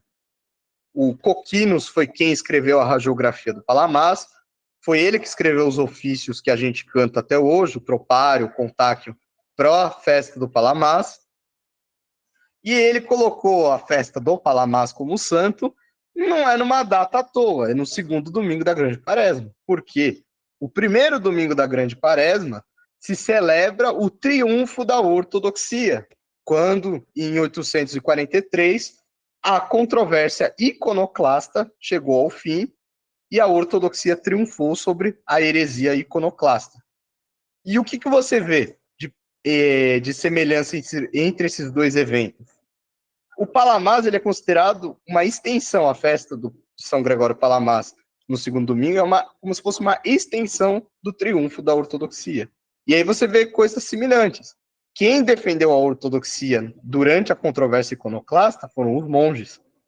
Quem defendeu a ortodoxia na controvérsia isicasta foram os monges. Não foi necessariamente a hierarquia ou o governo imperial. Foram os monges. Então, os monges eles vão assumir e despontar como padrão e os defensores da ortodoxia. E assim a gente termina a nossa grande controvérsia, mas não a nossa conversa. Aproveitar que a gente ainda vai entrar na terceira parte, a parte final, eu queria fazer uma pergunta. Eu vi que o tempo de vida de Palamás e Tomás de Aquino, um praticamente nasce quando o outro morre. Mas, tipo, Palamás teve contato com as doutrinas de São Tomás? Não, ele não. Os sucessores dele, sim. Aí, como é que se deu? Houve algum conflito, refutação? O tomismo também teve contato com a doutrina palamita? Isso no período posterior, sim, porque nesse período subsequente à controvérsia de casta, ou mesmo dentro da própria controvérsia de casta, você viu como era forte a questão da união com a Igreja Católica, né? E aí a gente tá falando de a controvérsia encerra em 1368. O próprio patriarca Filoteu Coquinos, ele propôs a ideia de que um novo concílio geral, um concílio ecumênico, porque esses concílios que defenderam a ortodoxia e castas, por mais que eles sejam ortodoxos, autoritativos, eles não são considerados concílios ecumênicos. Eles ganharam o título de concílio ecumênico, mas é só simbólico. Todo ortodoxo sabe que ecumênico só são 7, mas, por exemplo, esses concílios em conjunto, né, os de 1341, de 1351, 1368, eles são chamados de um nono concílio ecumênico, simbolicamente, de tão importantes que eles são para a tradição bizantina, para a Igreja Ortodoxa como um todo, né?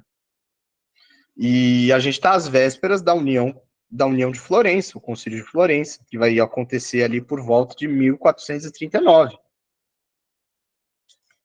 Então, ali, sim, vai ter o encontro entre aspas, tomistas, né, com o, entre aspas, palamitas, porque o pessoal vai... numa das atas do Concílio de Florença, você tem um um descendente de um dos apoiadores de Palamás, que vai ser o bispo Marcos de Éfeso, metropolita de Éfeso, que vai para o concílio, vai, claro, defender contra a união com a igreja romana, e tem um momento lá que os dominicanos, por intrigueiros que eles eram, eles vão lá até o metropolita de Éfeso e questionam ele sobre esse tal de palamismo. Que é isso? Qual que é a resposta do Marcos de Éfeso? Uma resposta bem apofática, ele fica quieto. Ele não fala nada. E aí os franciscanos intervêm e mandam os dominicanos calarem a boca. Porque o que vai acontecer? Já no tempo do Filoteu Coquinos, você tem que lembrar que existia uma coisa assim que é anômala, né? Entre aspas, não deveria ser legítimo, mas existia um patriarca latino em Constantinopla. E o patriarca latino em Constantinopla recebe, o patriarca Paulo, ele recebe, tipo assim, ele tentou acompanhar os debates, só que como ele era latino, ele não entendeu nada. E os apoiadores dele e o pessoal que foi transmitir o que estava acontecendo, foi pior ainda, não entendendo nada também. Aí o pessoal começou a falar assim, o patriarca Paulo, como patriarca latino de Constantinopla, ele tinha que repassar as informações para Roma, né? E ele repassa do pior jeito possível. Então, os gregos aí, eles inventaram uma nova doutrina esquisita que fala que Deus é composto de essência e energia, que tem um Deus maior, um Deus menor, e é isso, os gregos estão aí na loucura deles, e que esses monges aí, desses exicatos, eles são perigosos. Eles odeiam os latinos e eles são perigosos. Mas você vai ter uma figura ali no século XV, mas já, assim, Constantinopla cai, e ele é o primeiro patriarca que assume sobre o domínio otomano, que é o Genádios Escolástico. Olha só, esse era um escolástico. Ele traduziu Tomás de Aquino para o grego, ele era, obviamente, um defensor da ortodoxia de Palamás, e ele tenta fazer um negócio lá, ele pega a Suma Teológica lá de Tomás de Aquino e tenta escrever a doutrina ortodoxa no método do Tomás de Aquino. Ele é um patriarca que o pessoal tanto os latinos não gostam dele, porque, né, ele escreve contra... por mais que ele admirasse Tomás de Aquino, ele escreve contra ele. E ele é um pessoal que os ortodoxos não gostam, porque foi ele que vendeu a Basílica, a Catedral de Hagia Sofia, para o sultão Mehmed II, o Conquistador. Mas ele é uma figura interessante, porque lembra que os helenistas, basicamente eles foram perdendo a posição deles. Inclusive, a gente tem hoje pesquisas muito interessantes falando sobre o nascimento do humanismo na Itália, com esses professores bizantinos que fugiram do Império Bizantino e foram para a Itália. Você tem vários, você tem o Gemisto Pleto, você tem o próprio, que depois vai se tornar no tempo lá do Concílio de Florença, o patriarca latino de Constantinopla, que era o Basílio Bessarion, que também era um helenista. Então você tem essas figuras assim, que são meio díspares, assim, que a ortodoxia meio que esquece, ou então não gosta porque virou católico, né? Que legal, que legal. Não sabia que tinha ocorrido essa tentativa de mesclar o tomismo com o palamismo. Então vamos seguir para o ponto 3 e eu tiro a minha última dúvida no final.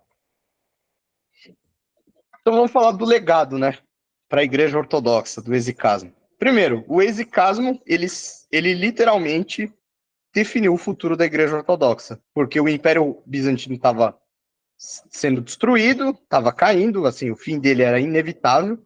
Uhum. E a Igreja Ortodoxa, durante todo esse período do Império Bizantino, ela era meio que unida por essa liderança de Constantinopla, mas também por causa da questão política e cultural, que ligava os estados eslavos, a Geórgia, lá, os estados ortodoxos, politicamente com Bizâncio. E o exicasmo vai libertar a Igreja Ortodoxa disso. A união não vai mais se fazer por causa dessas conjunturas políticas e culturais, mas vai se fazer através desse elo de espiritualidade. Então, é importante, por exemplo, que essa espiritualidade exicasta ela vai libertar a Igreja Ortodoxa da ideia da supremacia grega. Sobretudo, os eslavos vão florescer. É que não deu para falar, mas, por exemplo, nesse período da controvérsia, teve o cisma da Igreja Sérvia contra o patriarcado ecumênico.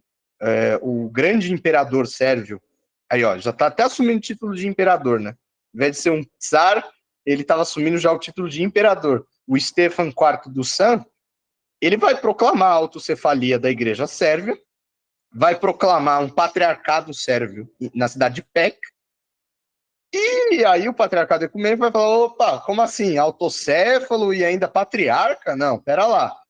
Quem vai resolver isso vai ser o Filoteu Coquinos, que vai estender o ramo de oliveira, né, para o patriarca sérvio em 1368, reconhecendo a autocefalia da Igreja Sérvia. E outra coisa, esse grande imperador sérvio, ele vai invadir a Grécia nesse período da controvérsia, e o Monte Athos vai ficar sob a proteção dele. O Monte Athos, durante a controvérsia zicática, pelo menos na fase final, não estava em posse do Império Bizantino e nem do patriarca de Constantinopla, estava em posse dos sérvios. O que é interessante. Outra coisa que é importante, o patriarca búlgaro, que ficava na cidade de Tarnovo, ele vai consagrar, que é o patriarca Eutímio, o grande dos búlgaros, né? Eutímio de Tarnovo. Ele vai consagrar o primeiro metropolita eslavo de Kiev sem o consentimento do patriarcado ecumênico. Não vai ser um grego que vai ser enviado para servir na Rus de Kiev, vai ser um eslavo consagrado por um patriarca eslavo e exicasta. Então o exicasmo vai espalhar, sobretudo no mundo eslavo. Você vai ver, por exemplo, no século XV, o florescimento da literatura romena, que era escrita em eslavônio. Você vai ter até um príncipe exicasta na Romênia, o grande Nago Ebessarab, que foi um voivode da Valáquia muito importante. Ele era um príncipe exicasta que empreendeu reformas em todo o estado da Valáquia e, inclusive, ampliou a literatura, a escrita de Nago Ebessarab, uma das coisas mais lindas da literatura romena, ainda que escrita em eslavônio. E o que mais que eu posso falar sobre os eslavos? Eu acho que é isso, né? Que é essa libertação, a Igreja Ortodoxa como unida agora por uma questão espiritual. Sobre a Geórgia, esqueci de falar dos georgianos. Os georgianos sempre tiveram uma participação muito forte no Monte Athos, né? E lá você vai ter também, de novo, um florescimento. Você teve grandes santos exicastas georgianos, inclusive, e outra coisa, né, muito mais importante que isso, que é Constantinopla não é mais o centro da ortodoxia, e até hoje é o Monte Athos. Por mais que Moscou tenha tentado, por toda a Idade Moderna, ser o centro de referência da ortodoxia, substituir Constantinopla, o Monte Athos é o que de fato lidera a Igreja Ortodoxa hoje. É o Monte Athos que une. Aliás, lá em Monte Athos é interessante, porque lá são vários mosteiros, e cada igreja tem o seu mosteiro lá dentro. Então tem o mosteiro dos sérvios, tem o mosteiro dos romenos, tem o mosteiro dos georgianos, tem o mosteiro dos gregos, tem o mosteiro dos russos. E ali você vê, ali é o centro da ortodoxia, ali é onde está todo mundo unido. Não é mais Constantinopla. Constantinopla vai cair e Athos vai liderar a espiritualidade da Igreja Ortodoxa e vai dar união. Tanto é que, se você observar hoje na teologia contemporânea ortodoxa, a grande maioria dos santos ortodoxos contemporâneos sai da onde? Do Monte Athos. Eles não são, ou eles são atonitas, ou eles são exicastas. Dificilmente você vai ter um santo ortodoxo que não seja ligado a isso, né? No mundo contemporâneo. Então você vê o impacto tão vívido que é dessa controvérsia na Igreja Ortodoxa até hoje. Você tem alguma coisa que você quer falar, Lucas? O exicasta, o grupo exicasta, então influenciou toda a ortodoxia. Sim. Caraca. Sim, o exicasmo, como os ortodoxos dizem hoje, é a alma da ortodoxia. Sem o exicasmo, talvez a história da Igreja Ortodoxa ela literalmente tivesse separado em cismas mesmo, virado várias igrejas diferentes. Porque o que une ele porque antes o que unia era essa relação cultural política com o Império Bizantino. Gostando eles ou não, era isso. Constantinopla era o centro, e aí beleza, vamos pedir agora não, agora é o exicasmo, são os monges, o Monte Athos que lidera. E agora, né, vamos falar também, agora para concluir, né, nosso grande papo, vamos falar do Ocidente e o exicasmo, né? O Ocidente, né, no começo ali, já no século XIV, não gostava muito dessa ideia do exicasmo.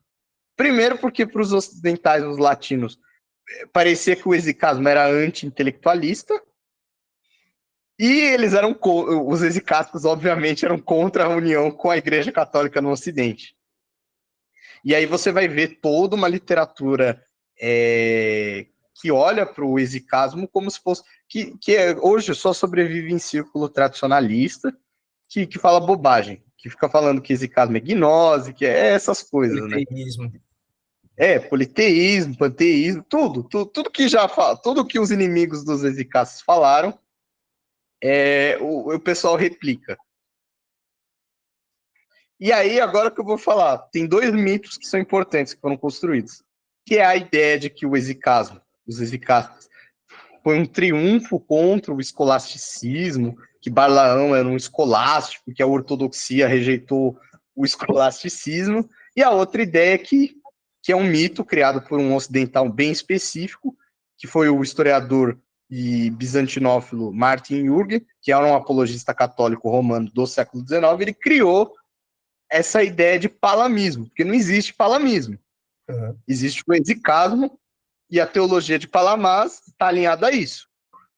Mas aí ele criou esse termo palamismo para descrever essa crença que supostamente era herética, que era antitomista, que era não sei o quê. Só que assim, a obra dele, tudo que eu contei aqui, eu li a obra dele, né? Porque a obra dele é muito... Por mais que as conclusões dele sejam ruins, a obra dele, de modo acessível, por mais que seja datada, né, do final do século XIX, ela é a melhor obra sobre a controvérsia em si, né? Uhum. E agora a gente tem no Ocidente a migração dessa espiritualidade exicasta para o Ocidente contemporâneo. Então você vê um caminho de reabilitação, né, do Ocidente, parar de ficar xingando o exicasmo e passar a tentar entender o que é essa espiritualidade. E você deve isso muito, sobretudo, aos russos, né? Porque quando teve o golpe da Revolução Comunista, muitos intelectuais da Igreja Ortodoxa Russa migraram para o Ocidente e começaram a falar sobre isso, né? Sobre exicasmo, sobre a teologia de Palamas. Isso atraiu muitas pessoas, né? Por causa dessa espiritualidade, a oração de Jesus, aquele livro Peregrino Russo, né? Relato de um peregrino russo, a questão da filocalia, que é traduzida como literatura espiritual, e o catolicismo, ele consertou a sua birra, né, contemporaneamente com Palamas, quando você, por exemplo, vê João Paulo II chamando Palamas de santo e falando sobre o exicasmo como um tipo de espiritualidade legítima. Além disso, claro, você tem as igrejas católicas orientais de rito bizantino que celebram a memória de São Gregório Palamas no segundo domingo da Grande Quaresma, que também é uma coisa que foi proibida por um período em certas igrejas, sobretudo nas igrejas eslavas, ali no século XVII, XVIII, mas que voltou. E hoje o Palamas, para desgosto desse pessoal tradicionalista, se você for na igreja, se eu não me engano é a Mater Ecclesia, agora eu esqueci o nome, mas é uma igreja do Vaticano, você vai ver lá quem? Lá no mural, tá lá o Tomás de Aquino, João Damasceno no meio, e do lado ali do Tomás de Aquino, o Palamas. Então, o peregrino russo, a outra filocateia, filocalia, são obras exicastas? Sim, todas as obras espirituais, a filocalia, ela foi um empreendimento de monges exicastas do século XVIII chamado de colívades. Sobretudo, eu acho que era Demétrio de Corinto e o Nectários de Egina. Eles coletaram uma série de textos, assim, manuscritos, e eles fizeram um grande compilado, assim, gigantesco compilado do que os padres gregos, né, os santos padres da Igreja Ortodoxa disseram sobre a oração. A filocalia é literalmente o maior fonte de citações exicastas que você vai ter em toda a história, né? E é gigantesco, são vários volumes, assim, a Paulus aqui no Brasil publicou um pedacinho, aí tem uma outra edição portuguesa que é um pouquinho maior, mas não tem ainda impresso em livro a obra toda, né? Mas você tem toda a tradição, todos os santos padres exicastas ali, até o período do Palamas, né? A edição original ia até o período do Palamas, mas você tem depois a edição russa, que ela é maior, porque ela adiciona os santos russos também, como exicastas, e, e as versões eslavas de outros países também fazem isso com seus próprios santos. Então, esse é o grande compêndio. E o relato do peregrino russo, que ficou popular, né, como uma literatura, aquela literatura espiritual e de peregrinação mesmo. Que legal, irmão. Irmão não, primo. É, eu acho muito interessante, uma coisa que eu aprendi com o professor Gesto, é que enquanto a Igreja do Ocidente busca muita razão, as igrejas orientais buscam muito mistério, né? Eles É, apreciam muito o espiritual. empatia, É, sim. para tu ver como a influência dessa tradição existe muito, assim, já no Ocidente. Estava conversando com um amigo meu, aí do nada, eu já tinha ouvido falar da... como é o nome? Deixa eu ver aqui. A teoses. Eu já sabia, assim, já tinha ouvido algum canto sobre teoses. Aí eu estava conversando com um amigo meu da igreja anglicana. Aí ele falou sobre a teose, tipo assim, como ele já crendo nessa doutrina. Peraí, teose, eu tô ligado que é um negócio oriental. E ele carregando para si, como um bom anglicano, pegando o melhor das igrejas. Aí, tipo, cara, que legal, tu sabe essa ideia e tal. Então, tipo, a tradição Zicaixa, ela se disseminou, graças a Deus, pelo mundo. Eu acho que um diálogo interessante, eu já vi alguns na internet, um debate entre tomistas e, vou usar o termo, palamistas, mas é bem interessante mesmo. Já tem um vídeo aqui, um pouco antigo, foi com o Jadson, sobre a doutrina ortodoxa, onde aborda de um ponto de vista mais filosófico e fala se é possível uma certa conciliação entre o tomismo e o palamismo. Aí, para quem quiser conferir. Também Ian citou a Igreja da Geórgia, a gente também fez um vídeo sobre a Igreja da Geórgia, já está aí, o pessoal já pode dar uma olhada. E é isso. Ian, quer falar alguma coisa mais? Essa coisa da conciliação, né, é uma coisa interessante, né, porque, por exemplo, isso é coisa bem geralmente isso é proposto por católicos, né, Uhum. mas eu acho que isso é completamente desnecessário, porque, assim, palamismo não é um sistema teológico, não é uma opinião. Palamas não importa se isso é uma opinião. O que mais importa é aquela coisa da experiência. O dogma ortodoxo pressupõe a experiência e a prática. A espiritualidade eficácia não tem que ficar raciocinando se Deus é substância ou não, isso não importa. Por isso que às vezes até, né, o exicasmo foi entendido como anti-intelectualismo. Mas é porque para pro cristão, né, a vida ascética é o mais importante, né? Depois você vai ter um grande santo exicasta russo, que vai ser o Serafim de Sarov, que vai dizer que o único objetivo da vida do cristão é a aquisição do Espírito Santo. Ele vai dizer isso. Então, a vida ascética é isso, a vida cristã é isso, é a praxis. A ortodoxia ela é muito enfática nisso, né? É a praxis. Então, o exicasmo ele é mais prático do que exatamente filosófico e teorético, né? Porque é aquele adágio, o adágio de Gregório Teólogo, que a teoria ela pressupõe a prática.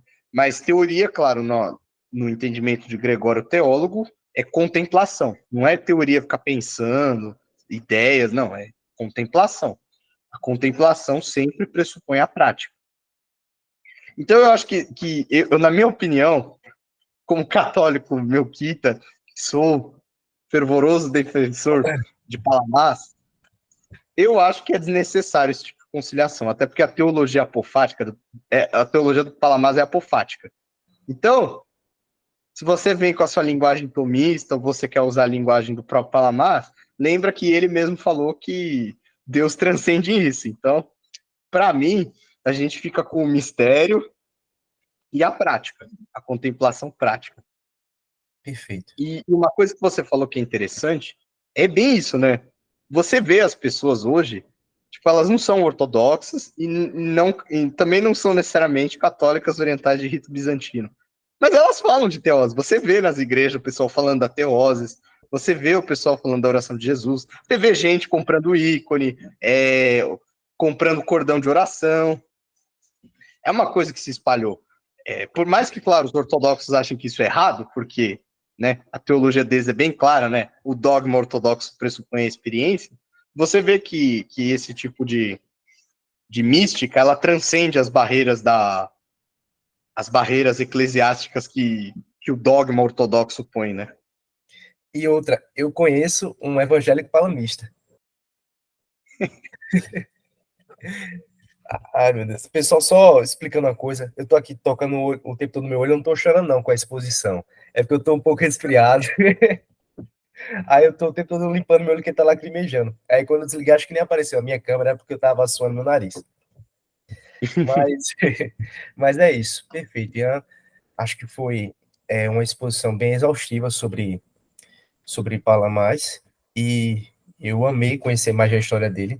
E também o zelo no debate que ele teve contra Balaão. E é isso. Quer falar mais alguma coisa? Fica à vontade. Eu acho que é isso, né? Foi, Perfeito. eu Oi. posso dizer, não sei no futuro, mas eu posso dizer agora, no nosso presente, Ah, que em português e gravado, essa talvez seja a exposição mais completa que você vai ter sobre a controvérsia e casta. em qual No canal? futuro, Vá pro saco.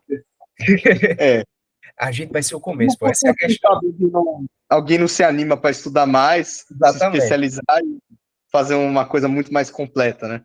Eu tava vendo sobre isso e, tipo, eu dei uma pisada no YouTube. Botei São Gregório Palamais, Palamismo. Não aparecia nada, velho. Só apareceu um vídeo de um canal que é de um cristão oriental, onde O ele. Daniel, Oi? é o vídeo do Daniel. É, ele mesmo. Onde tipo, ele faz uma exposição bem longa, 1 hora e meia. Ele tem 3 vídeos. Um é de 1 hora e meia, outro é de 1 hora e pouca, e outro é de 30 minutos. Só que é uma exposição de resposta. Não foi algo assim para falar sobre o Palamares, sobre o Palamismo, etc. Aí eu também vi um vídeo que ele estava falando sobre a pessoa também de Palamares, mas era mais um diálogo, acho que de alguma obra que deixou escrita. Ele publicou, né? O Daniel é meu amigo, ele é ortodoxo. Ele publicou a leitura da Apologia de Palamás, que Foi está esse. presente na Italia, aos Santos Exicátulos. Foi esse que eu assisti. Tava no carro assistindo, escutando, né? E, cara, tá faltando muito conteúdo. Tem bastante, assim, em inglês, mas é sempre num tom apologético, são os tradicionalistas. E a propósito, eu não consegue passar um vídeo aqui sem criticar o tradicionalista. E, É porque assim, até eu vou falar isso e vou me manchar para sempre, porque vai ficar gravado e vai para a internet. Mas assim, existe um problema do tradicionalismo católico que eles entendem que tudo contraria. Se você é diferente do tomismo, você está errado. Existe uma fixação nisso e existe um problema quase que, sei lá, pessoal com o Palamás. Porque, por exemplo, existem outros santos. O argumento é sempre o mesmo, né? Ah, é um santo que é herege, é cismático, ele não é santo, não sei o quê. E existe essa fixação nele, porque se você procurar qualquer outra coisa sobre qualquer outro santo, sobretudo quem é católico oriental sofre muito isso, porque a gente tá lá no calendário, sabe? Na minha igreja tá lá no calendário. Segundo domingo da quaresma, aprovação do Santo Sínodo, Melquita de 1971, quando refizeram o calendário, tá lá, segundo domingo da grande quaresma, São Gregório Palamás e a festa das Santas Relíquias, que é uma festa própria da igreja melquita. Aí você pega, por exemplo, a igreja ucraniana, a igreja católica greco-ucraniana, mesma coisa, segundo domingo lá, o arcebispo supremo deles lá, o Joseph Split, foi quem restabeleceu o Palamás, inclusive o Vaticano imprimiu o Antologium grego usado pelas nossas igrejas de rito bizantino. Tá lá o Palamás, São Gregório Palamás, e foi um cardeal latino também na época, que era amigo do Joseph Split, que é o cardeal, é o Seper Spener, alguma coisa assim. Foi ele também que publicou o Antologium grego. Tá lá o Palamás. Então, assim, é uma fixação contra o Palamás. O pessoal não liga para os outros, porque tem outros santos no calendário católico romano mesmo, que não eram católicos romanos, não eram católicos, eram, entre aspas, cismáticos, tá lá como santo. E eu não pretendo aqui falar deles, porque, né, se o pessoal já não gosta do Palamás, imagine coitado dos outros, que não tem nada a ver com isso. Vou estar lá arruinando a minha parceira. Então, se você tem curiosidade de saber quem são esses santos orientais, que, entre aspas, eram cismáticos, hereges, que estão no calendário da Igreja Católica, olha o martirológico romano, um por um, e fica pesquisando o nome dos santos aí. Cara, eu jurava que tu ia fazer uma marketing pro teu Instagram. Não, vem aqui no Instagram que eu conto. Achei que, caraca, ele pensou nisso tudo só para fazer o link pro Instagram dele. Mas também bom no Instagram. Bom, no Cristianismo Oriental, muito bom. Toda noite sigam vendo os status. No meu Instagram, às vezes tem o pessoal que pergunta, meus status tem lá certas polêmicas, mas tá lá. Se você quiser saber, você pode pesquisar por conta própria, que é o que eu recomendo, né? Olha lá o calendário romano, mas se você quiser, por acaso, gostou da exposição deste humilde teólogo, ou melhor, aspirante a teólogo, porque... Se você ora, você é teólogo. Exatamente. A teologia se faz na prática, sobretudo a prática espiritual. Então, se você gostou dessa exposição, por favor, siga minha página Cristianismos Orientais no Instagram. Lá tem muito conteúdo, inclusive tem as traduções, tem a tradução que eu li aqui, né, do tomo sinódico do concílio, tem outras traduções do Palamás também, e tem traduções de outras coisas também, de outros cristianismos orientais. Mas isso é papo para outro dia, né, porque a gente já se delongou muito, né. Se quiser também saber sobre o futebol de países orientais, também pode falar com o Ian, né, porque mandaram até essa pergunta para ele. Não faço isso, Thaís. Eu não entendo nada de futebol. É isso, pessoal. Muito obrigado. Sigam Cristianismos Orientais, se inscrevam, deixem os comentários, compartilhem com seus amigos que gostam de estudar um pouco sobre a Igreja Oriental, as igrejas orientais. E se inscrevam lá também aqui, divulguem, por favor. Então é isso, pessoal. Muito obrigado. Deus abençoe vocês, Deus abençoe seus estudos e até a próxima. Now the world don't move to the beat of just one drum. What might be right for you